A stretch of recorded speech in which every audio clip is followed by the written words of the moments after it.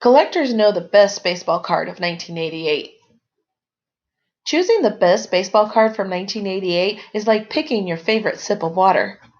I mean, there are millions of each to consider, and they're all about as exciting as, well, a sip of water. Consider the base sets. There was Donruss, who followed up what we thought was a fairly scarce 1987 issue. It wasn't, by trying to take their product worldwide. Rumor has it they produced one set for every resident of China, but then issued the card statewide when they found out how much shipping costs would run. The gyrating red, blue, black, white borders, blurry photos, and thin cardstock may have seemed like selling points in the planning room, but somehow failed to connect with hobbyists. Then there was Flear.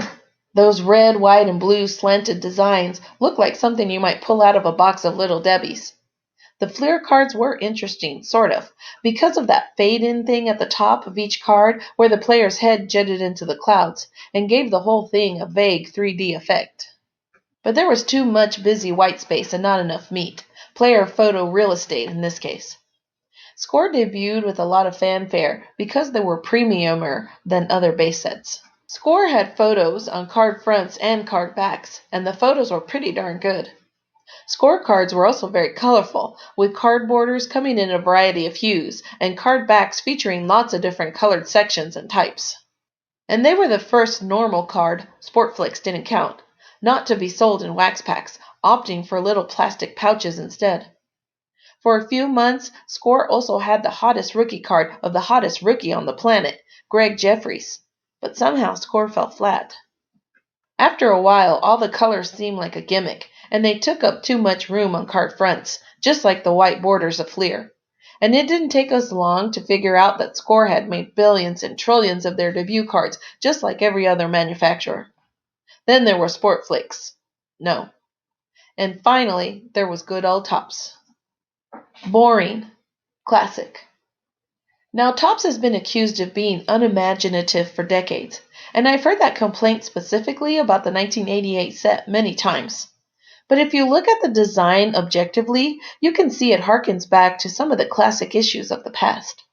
Namely, Topps picked up some of their best elements from their 1957, 1966, and 1967 sets and plopped them into the front of their 1988 issue. Unimaginative?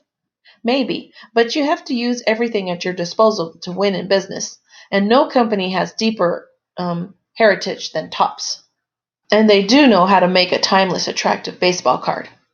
The 1988s are no exception, and given the general Drek issued that year, there's really no place else to look for the best card of the pasteboard season. But which one takes the crown? You know, don't you?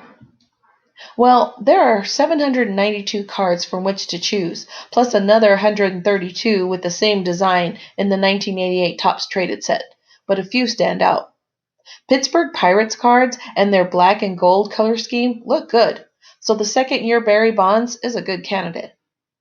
Nolan Ryan makes a solid mid-stride appearance, complete with dirt on his knee. And Al Leiter error-corrected combo makes an interesting story. But there was no more compelling athlete on the planet in 1988 than Oakland Raiders running back and Kansas City Royals outfielder, Bo Jackson. Topps did a masterful job of turning his number 750 in their baseball set into a miniature power-swinging poster, swimming in royal blue and powdered blue.